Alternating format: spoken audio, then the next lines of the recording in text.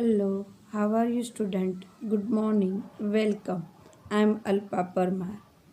Today's our topic is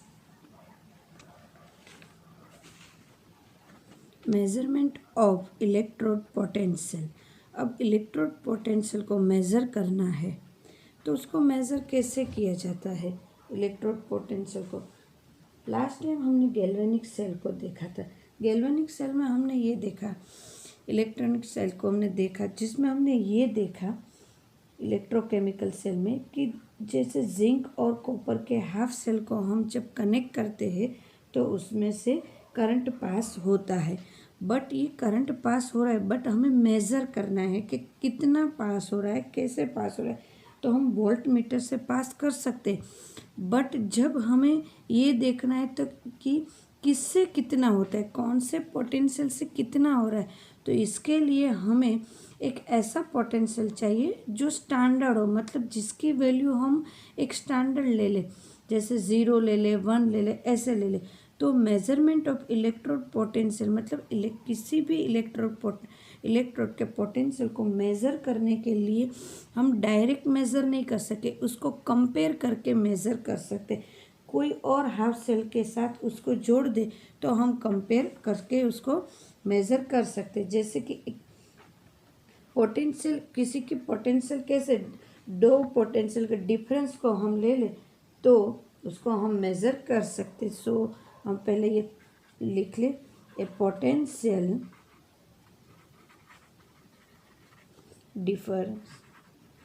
difference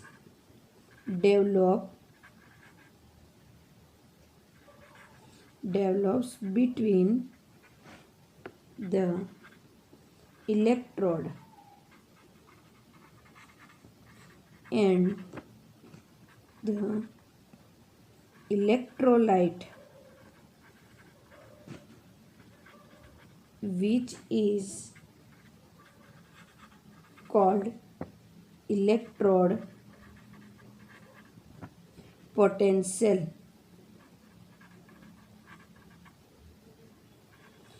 सबसे पहले electrode potential क्या है, तो जो हम इलेक्ट्रोड रहते हैं और उसका सॉल्यूशन लेते हैं, उन दोनों के बीच में जो डिफरेंस क्रिएट होता है, जिसकी वजह से हमें इलेक्ट्रॉन का फ्लो दिख रहा है, जिसको हम बोलते हैं इलेक्ट्रोड पोटेंशियल। जो एनर्जी मिलती है इसको non is electrode potential.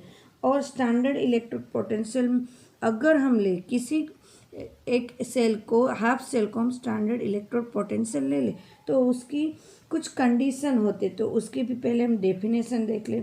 When the concentration of all species involved in a half cell in unity, then the electrode potential is known as standard electrode potential उसकी कुछ यूनिटी है, वो अगर follow करते तो वो स्टैंडर्ड इलेक्ट्रोड पोटेंशियल है। तो सबसे पहले मेज़र करने के लिए, किसी भी इलेक्ट्रोड पोटेंशियल को मेज़र करने के लिए सबसे पहले हमें एक ऐसा स्टैंडर्ड इलेक्ट्रोड पोटेंशियल बनाना है जिसके साथ हम किसी और पोटेंशियल को रख के इन दोनों के बीच का डिफरेंस और मेज़र कर सकते हैं और मेज़र ये इलेक्ट्रोड पोटेंशियल ले सकते हैं। तो सबसे पहले हमें एक ऐसा स्टैंडर्ड इलेक्ट्रोड पोटेंशियल चाहिए हाफ से, जिसके साथ हम बाकी के सेल को रख सकते। तो सबसे पहले मैं एक ऐसा सेल रख लेते बना लेते हैं हम, जो हमारी टेक्स्ट बुक में भी दिया हुआ है। हम इसको पहले समझ लेते कि ये क्या है। जैसे मैंने यहाँ पे मैं एक फिगर ड्रॉ कर रही हूँ।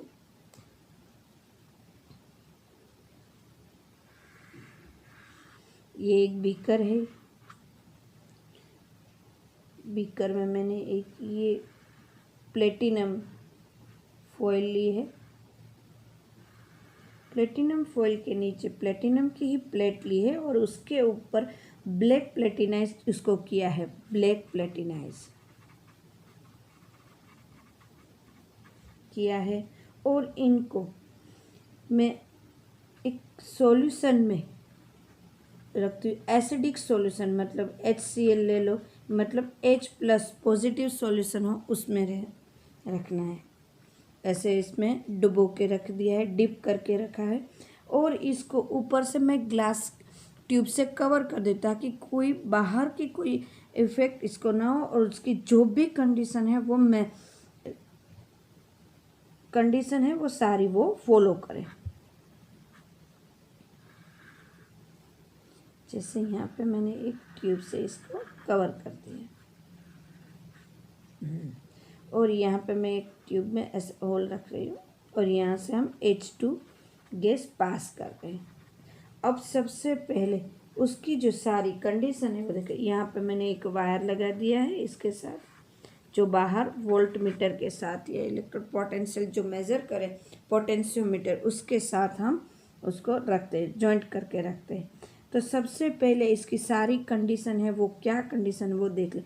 तो ये जो सॉल्यूशन लिया है वो 1 मोलर होना चाहिए, तो हमने 1 मोलर ले लिया। जिसका टेम्परेचर 25 होना चाहिए या तो 298 केल्विन होना चाहिए, तो वही टेम्परेचर हमने लिया है। फिर इसका जो हम गैस पास कर रहे हैं वो 1 बार होना चाहिए, प्रेशर उसका 1 बार होना चाहिए, तो वो भी हमने उसका प्रेशर भी हमने 1 बार ले लिया। अब होता क्या है वो हम देख ले। सबसे पहले हम यहाँ पे गैस पास कर, जैसे ये पूरा का पूरा मैंने बना लिया है, हम ऐसे ही एक इंस्ट्रूमेंट को ऐसे ही रखते हैं और पूरा ऐसा एक बना लेते हैं फिगर। तो यहाँ पे जब इंस्ट्रूमेंट को मैंने ये इस तरह से मैं रख दिया है और यहाँ से मैं इसमें हाइड्रोजन गैस पास कर रही हूँ। तो जैसे ही हाइड्रोजन गैस पास कर रही हूँ थोड़ी देर बाद मुझे दिखाई देता है, यहाँ से कुछ दिखाई देता है और यहाँ पे बबल दिखते हुए, हाइड्रोजन के गैस के बबल्स दिखते हुए निकल रहे दिखाई देते कि हाइड्रोजन गैस के बबल निकल रहे। मैंने यहाँ पे गैस पास किया, फिर से हम देख ले, यहाँ पे मैंने ट्यूब में यहाँ पे ऐसे गैस पास किया, हाइड्रोजन गैस को मैं पास कर, जिसकी कंडीशन क्या है 1 बार प्रेशर है, 25 टेम्परेचर या 295 केल्विन, और ये जो सॉल्यूशन लिया है उसकी मोलारिटी है H+1 मोलर ये लिए। यहाँ पे जैसे ही मैंने हाइड्रोजन गैस पास किया थोड़ी देर बाद यहाँ बबल्स दिखाई देते हैं, मुझे बाहर निकलते हुए बबल्स दिखाई देते हैं। इसका मतलब कि यहाँ पे बबल्स निकल रहे हैं, हाइड्रोजन के बबल्स निकल रहे हैं। अब जो पूरा जो मैंने ये सेटअप किया है, सेटअप में ये प्लेटिनम का मैंने पूरा फॉइल किया हुआ प्लेटिनम फॉइल है कि उसके ऊपर मैंने पूरा प्लेटिनाइज कर दिया है ब्लैक पोटेट। वो रिएक्ट नहीं कर रही है, वो सिर्फ रिएक्शन में पार्ट ले रही है, मतलब वो इन्वॉल्व नहीं हो रही है, वो रिएक्शन में सिर्फ पार्ट कर रही है। तो ये बराबर ध्यान रहना चाहिए कि ये जो हाइड्रोजन के बबल्स निकल रहे मतलब यहाँ पे कुछ रिएक्शन हो रहा है और इसकी वजह से यहाँ पे हाइड्रोजन के बबल्स निकल रहे, क्योंकि ये प्लेटिनम कुछ रिएक्ट नहीं कर रही। तो इसमें यहाँ पे क्या रिएक्शन होती होगी, तो जैसे कि मैंने यहाँ से H2 निकाला, H2 को पास किया, तो यहाँ पे H2 है वो 2 इलेक्ट्रॉन को लूज कर रहा है, तो यहाँ पे इलेक्ट्रॉन दिखाई देंगे, इलेक्ट्रॉन को लूज कर रहा है। और यहाँ सॉल्यूशन में H+ जा रहा है, H+ जा रहा है, 2H+ जा रहा है। H2 को जैसे ही मैंने पास किया यहाँ पे उसने तुरंत ही 2 इलेक्ट्रॉन को लूज कर दिया और यहाँ पे H2 सॉल्यूशन H2 का 2 इलेक्ट्रॉन उन्होंने लूज कर दिया और 2H+ मतलब पॉजिटिव आयन जो हो गए प्रोटॉन्स वो यहाँ पे सॉल्यूशन में जा रहे हैं, तो सॉल्यूशन में H+ हो गया। अब पहले से ही H+ तो सॉल्यूशन था ही, पहले से ही हमारा H+ सॉल्यूशन तो ऑलरेडी था ही, क्योंकि हमने एसिड लिया तो एसिड H+ और Cl- ऐसे तो थे ही। तो वो जो सॉल्यूशन में H+ थे उन्होंने 2 इलेक्ट्रॉन को एब्जॉर्ब किया, ले लिया, उन्होंने 2 इलेक्ट्रॉन को ले लिया और यहाँ पे उन्होंने H2 बना दिया, 2H प्लस ने 2 इलेक्ट्रॉन को लिया और H2, ताकि यहाँ पे हाइड्रोजन के बबल्स निकल रहे हैं। मतलब यहाँ पे दोनों टाइप के इलेक्ट्रॉन इक्वेशन हो रही है। H2 में से 2H प्लस भी बन रहे हैं और H प्लस में से H2 पर हो रहे। मतलब ये दो टाइप की रिएक्शन दिखा सकते हैं। ये ऑक्सीडेशन और रिडक्शन दोनों टाइप की रिएक्शन दिखा सकते हैं। ये पहले फर्स्ट है ऑक्सीडेशन और ये है रिडक्शन। तो ये हाइड्रोजन, तो इस सेल को हम स्टैंडर्ड इलेक्ट्रोड सेल बोल सकते हैं। ये जो सेल हमने बनाया इसको हम बोलते हैं स्टैंडर्ड इलेक्ट्रोड सेल। इसका नाम है स्टैंडर्ड हाइड्रोजन इलेक्ट्रोड,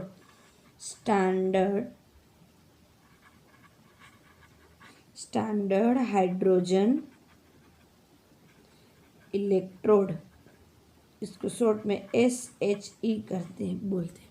तो ये है, हर बार जब हम मेज़र करेंगे किसी इलेक्ट्रोड का पोटेंशियल मेज़र करना है तो हमें इसको स्टैंडर्ड लेना है। मतलब इसकी जो वैल्यू है हमें 0.00 वोल्ट लेनी है, क्योंकि ये हर कंडीशन को फॉलो कर रहा है। जैसे प्रेशर की कंडीशन, टेम्परेचर की और सॉल्यूशन के मोलारिटी की जो कंडीशन को फॉलो करते हुए ये पूरा यहाँ पे उसका वोल्ट मीटर में उसका जो भी हमें पोटेंशियल मिल रहा है, वो जो भी उसका इलेक्ट्रिक पोटेंशियल मिल रहा है वो यहाँ वोल्ट मीटर में या पोटेंशियोमीटर में दिखाई देता है।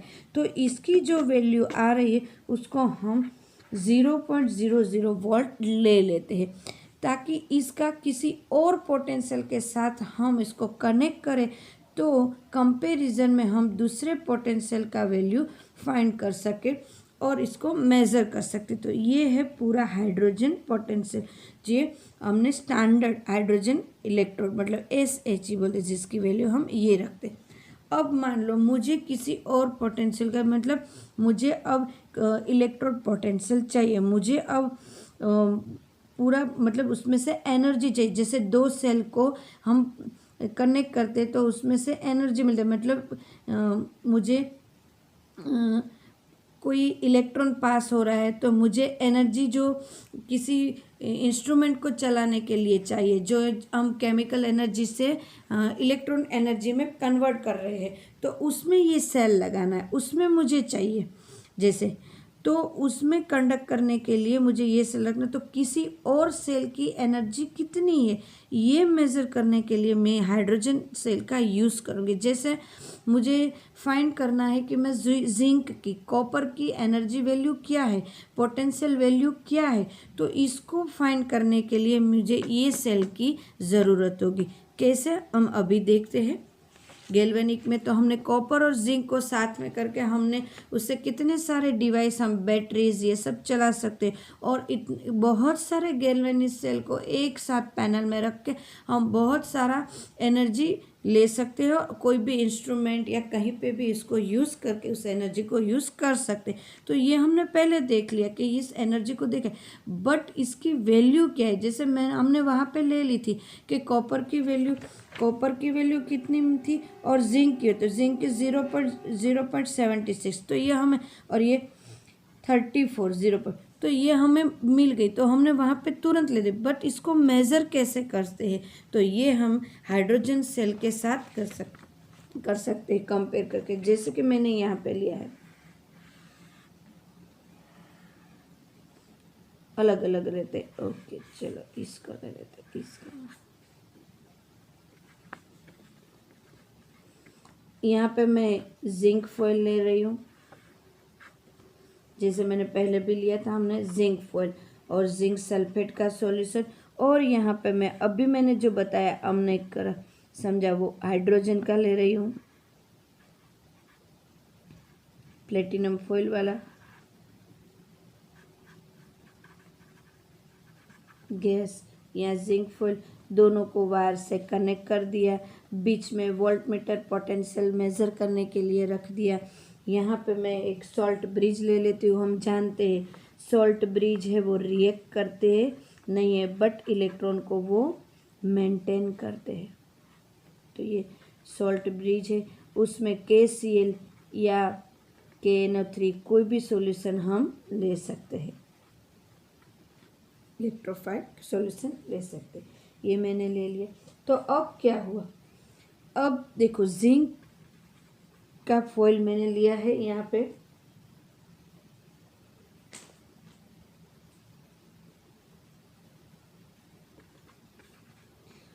जिंक का फॉइल लिया है और उसमें ZnSO4 सॉल्यूशन में उसको डिप करके रखा है। यहाँ पे H+1 मोलर सॉल्यूशन, यहाँ पे भी 1 मोलर सॉल्यूशन।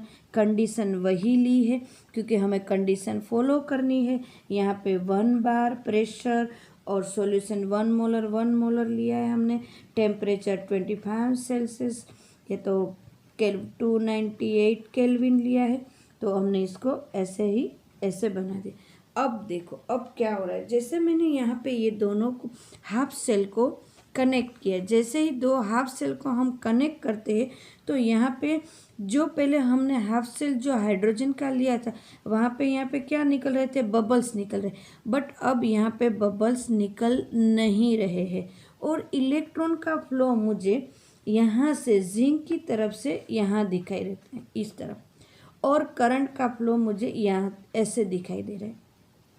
और यहाँ पे मुझे धीरे धीरे जिंक है वो फॉइल थोड़ी कम होती दिखाई दे रही है, कम होती दिखाई दे रही है। इसका मतलब यहाँ जिंक जो ये फॉइल है उसमें से Zn+2 इलेक्ट्रॉन, मतलब उसका ऑक्सीडेशन हो रहा है, यहाँ ऑक्सीडेशन हो रहा है, मतलब ये नेगेटिव चार्ज हो रहे हैं और जिसको हम एनोड बोलते हैं, एनोड।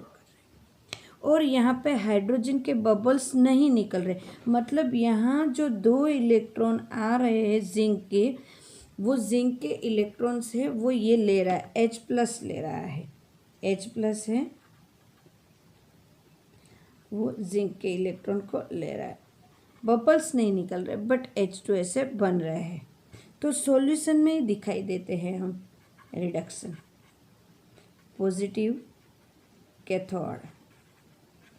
यहाँ पे जिंक है वो कम होती जा रही है, मतलब उसका ऑक्सीडेशन हो रहा है और ये है वो पूरा इलेक्ट्रॉन को एब्जॉर्ब कर रहे हैं, यहाँ सॉल्यूशन में दिखाई देता है, एब्जॉर्ब करते हैं सॉल्यूशन। तो ये जब दिखाई तो इसका मतलब ये जो है हाइड्रोजन का, इसको साथ उसको जैसे ही हमने कनेक्ट किया तो ये जो है पूरा इसका हम पता है हमें कि हम हाइड्रोजन के सेल को तो 0 सेट कर देते हैं, तो 0 हमने सेट कर दिया।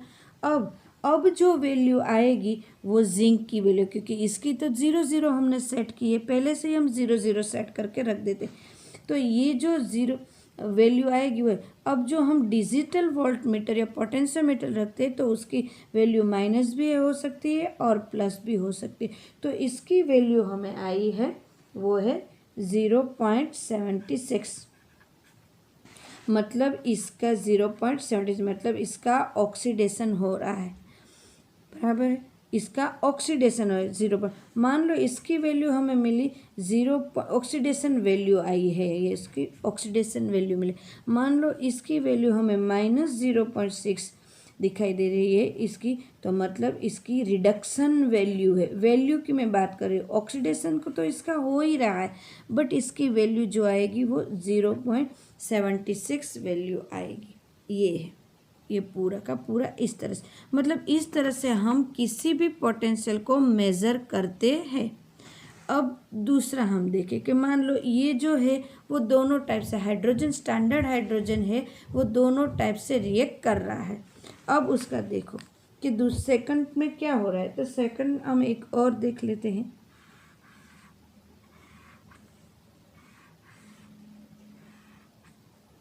ये मैंने लिए, यहाँ पे मैं पहले हाइड्रोजन रखती हूँ, जैसे ये प्लैटिनम की है, प्लैटिनम वायर के साथ जुड़ा हुआ है, यहाँ पे मैं कॉपर ले लेती हूँ और दोनों को वोल्ट मीटर थ्रू कनेक्ट कर देती हूँ, कॉपर फॉइल और कॉपर का सॉल्यूशन CuSO4।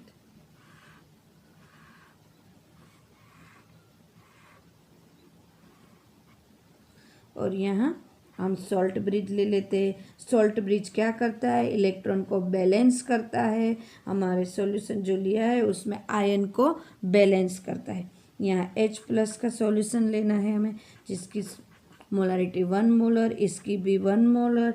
यहाँ पे मैं गैस पास करूँगी, H2 गैस 1 बार, जिसका प्रेशर है और टेम्परेचर दोनों का 25 सेल्सियस या तो 298 केल्विन, ये हमने लिया हुआ है। अब जब मैंने कॉपर को इसके साथ रखा हमने, तो हमें क्या दिखाई दिया, थोड़ी देर बाद यहाँ पे कॉपर यहाँ पे इकट्ठा हो रहे हैं और कॉपर की प्लेट है वो ब्रॉड होती जा रही है। कॉपर इकट्ठा हो रहा है, कॉपर की प्लेट ब्रॉड होती जा रही है। इसका मतलब ये कि यहाँ कॉपर रिडक्शन कर रहा है। तो हाइड्रोजन का वो हमने जो स्टैंडर्ड पोटेंशियल बनाए वो ऑक्सीडेशन और रिडक्शन दोनों के बेस पे काम करता है। जैसे यहाँ पे उसका ऊपर हम देखें तो जिंक के साथ उसका रिडक्शन हो रहा था, जिंक का ऑक्सीडेशन हो रहा था, और यहाँ कॉपर के साथ क्या हो रहा है, तो कि यहाँ कॉपर है वो अपने पास और कॉपर सॉल्यूशन में से कॉपर फॉइल पे जमा हो रहा है, मतलब यहाँ कॉपर का क्या हो रहा है, रिडक्शन। यहाँ हाइड्रोजन गैस जैसे ही मैं पास करती हूँ, यहाँ हाइड्रोजन है वो अपने 2 इलेक्ट्रॉन को लूज करता है और यहाँ इलेक्ट्रॉन ऐसे फ्लो करता है, ऐसे हाइड्रोजन से कॉपर की तरफ फ्लो होता है और हमारा करंट है वो इसके ऑपोजिट फ्लो करता है। तो ये पूरा का पूरा ऐसे फ्लो करता है। तो यहाँ इलेक्ट्रॉन आ रहे हैं, कॉपर सॉल्यूशन उस इलेक्ट्रॉन को एब्जॉर्ब कर रहे हैं। तो कॉपर सॉल्यूशन में कॉपर +2 प्लस SO4 -2 था, तो कॉपर +2 इलेक्ट्रॉन को ले रहे हैं और यहाँ पे कॉपर है वो अपने कॉपर फॉइल पे इकट्ठा हो रहे हैं, जमा हो रहे हैं। तो यहाँ पे कॉपर है वो रिडक्शन का वर्क कर रहा है और हाइड्रोजन है वो ऑक्सीडेशन का वर्क है। तो हाइड्रोजन पे क्या हुआ, तो हाइड्रोजन पे H2 उसमें से H+ बन गया, सॉल्यूशन में गया और 2 इलेक्ट्रॉन उन्होंने लूज किए, तो ये हुआ ऑक्सीडेशन। तो ऑक्सीडेशन हुआ तो ये हुआ एनोड और ये हुआ कैथोड।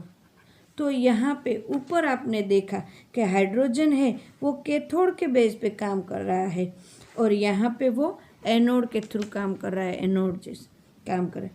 तो जो यहाँ पे उसका ऑक्सीडेशन हो रहा है हाइड्रोजन में, बराबर, वो इलेक्ट्रॉन लूज कर रहा है और कैथोड कॉपर है वो इलेक्ट्रॉन को एब्जॉर्ब कर रहा है। तो हाइड्रोजन को हमने स्टैंडर्ड हाफ सेल बनाए, जिसके थ्रू हम किसी भी और सेल, हाफ सेल को, सेल की वैल्यू, इसकी इलेक्ट्रोड पोटेंशियल वैल्यू हम फाइंड कर सकते हैं। यहाँ पे भी हम इसका वैसे ही हाइड्रोजन सेल है, इसकी वैल्यू 0.0 वोल्ट लेनी है और यहाँ पे जो वैल्यू अब दिखाई देगी वो सिर्फ कॉपर की होगी, क्योंकि हमने हाइड्रोजन की तो सिर्फ 0.0 लिए, तो 0.34 जो उसकी ऑक्सीडेशन वैल्यू दिखाई देगी -0.34।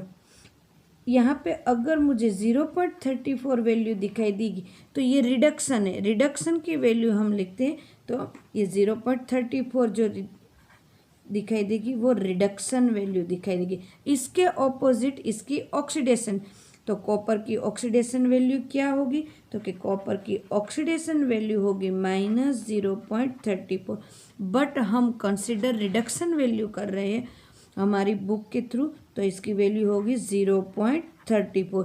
ऊपर क्या था, ऊपर ऑक्सीडेशन वैल्यू क्या थी 0.76, क्योंकि उसका ऑक्सीडेशन हो रहा है तो उसकी जो वैल्यू आएगी इसको ऑक्सीडेशन वैल्यू बोलेंगे।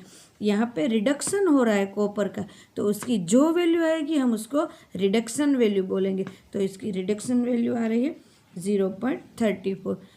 आपको ये ऑक्सीडेशन वैल्यू, रिडक्शन वैल्यू और बाकी और भी ये तो मैंने सिर्फ एक एग्जांपल दिया सिर्फ कॉपर और जिंक का, ऐसे तो और बहुत सारे ऐसे हाफ सेल को हाइड्रोजन सेल के साथ कनेक्ट कर सकते हैं और बाकी सेल की वैल्यू हम ऐसे फाइंड कर सकते हैं। बट हाइड्रोजन पूरी कंडीशन है वो मेंटेन होनी चाहिए, जो कंडीशन हमने ली है वो कंडीशन हमें मेंटेन करनी है। और इसको आगे हम कैसे लिखते हैं सेल में, ये भी हम देख लेते हैं कि सेल को कैसे लिखना होता है। जैसे मैंने यहाँ पे एक सेल लिखा है, जैसे कॉपर का मैं एक सेल लिख रही हूँ, तो कॉपर के सेल को मैं कैसे लिखूँगी, यहाँ पे देखते हैं हम, कॉपर का ऑक्सीडेशन हुआ है तो कॉपर के सेल को यहाँ पे लिख के लिखते हैं। तो सबसे पहले कॉपर को सेल के, अरे सबसे पहले हमने जिंक किया है तो जिंक का लिख लेते हैं। तो जिंक का ऑक्सीडेशन हुआ है, तो जिंक ऑक्सीडेशन हुआ है तो यहाँ पे ऐसे लिखेंगे स्टैंडर्ड सेल को, जिंक का Zn+2। फिर हमने ब्रिज लगाया है तो ये ब्रिज लगाया। फिर हम हाइड्रोजन का लिखेंगे, तो हाइड्रोजन में क्या हो रहा है, H+ में से क्या हो रहा है, H2, और जो हमने रोड लिया है वो क्या लिया है, प्लेटिनम का। जैसे प्लेटिनम का लिया है वैसे ही हम ग्रेफाइट का भी ले सकते हैं। ये सब एक रोड है, वो रिएक्ट नहीं करते, बस उसकी प्रेजेंस में सब रिएक्शन हो रहा है, सब हो रहा है, बट वो रिएक्ट नहीं कर रहे। और बाकी के देखो, जिंक का रोड लिया है, कॉपर का रोड लिया है, तो वो खुद रिएक्ट कर रहे हैं। यहाँ पे ऐसा रोड लिया है जो रिएक्ट नहीं कर रहे, इसीलिए हमने प्लेटिनम का रोड लिया है और प्लेटिनम की प्लेट लिए, ताकि वो रिएक्ट नहीं कर रहे बट उसकी प्रेजेंस में सारी रिएक्शन हो रही। तो इसको ऐसे लिखते हैं। अब देखो, अगर इसका सॉल्यूशन लिखना है तो सॉल्यूशन को, यहाँ पे गैस निकल रहे तो यहाँ पे गैस लिखना है, यहाँ पे सॉल्यूशन है तो 1 मोलर सॉल्यूशन, 1 मोलर सॉल्यूशन, ये सब लिखना है। उसी तरह हम कॉपर का भी लिख सकते, कॉपर का लिखने तो कॉपर का रिडक्शन हो रहा है तो हम यहाँ पे ऐसे लिखेंगे। और हाइड्रोजन का ऑक्सीडेशन है, PtH2, 1 मोलर, गैस लिया है तो gas H+ aqueous 1 molar, sorry यहाँ पे 1 मोलर नहीं, यहाँ पे 1। और ये दो लाइन क्या दिखाती है, ये दो लाइन ये दिखाती है कि हमने ब्रिज को यूज़ किया है। अगर एक ही बीकर में दोनों रोड लेके हम कोई रिएक्शन करेंगे तो उसमें ब्रिज की ज़रूरत नहीं होती, तो हम ये दो लाइन नहीं दिखाते, तो एक लाइन दिखाते, बीच के दो के बीच में एक लाइन दो लाइन, मतलब ये क्या दिखाती कि हमने ब्रिज को यूज़ किया है। तो इसको कैसे लिखेंगे, Copper+2, उसमें से कॉपर बन रहा है तो Copper+2 1 molar solution, aqueous solution. This is of copper का, और कॉपर और जिंक का हमने ये मेज़र कैसे करते हैं ये हमने फाइंड किया। तो आज का हमारा टॉपिक था मेज़रमेंट ऑफ इलेक्ट्रोड पोटेंशियल, जिसके लिए हमें हाइड्रोजन पोटेंशियल चाहिए। हाइड्रोजन पोटेंशियल कैसे बनाया, कैसे वर्क करता है, ये दोनों की तरफ कैसे वर्क करता है, ये सब हमने यहाँ पे हम देखें तो जिंक है, वो जिंक है वो धीरे धीरे कम होती जा रही है, और यहाँ पे हाइड्रोजन के गैस बबल्स हो रहे हैं। बाय मिस्टेक में यहाँ पे ऐसे पहले बोल चुकी थी कि हाइड्रोजन के बबल्स नहीं निकल रहे, सॉरी यहाँ पे हाइड्रोजन के बबल्स निकल रहे हैं, हम ये रिएक्शन में देख रहे हैं, और यहाँ पे H+ हो रहा है सॉल्यूशन में। सो आई होप आपको पूरी तरह समझ में आ गया होगा।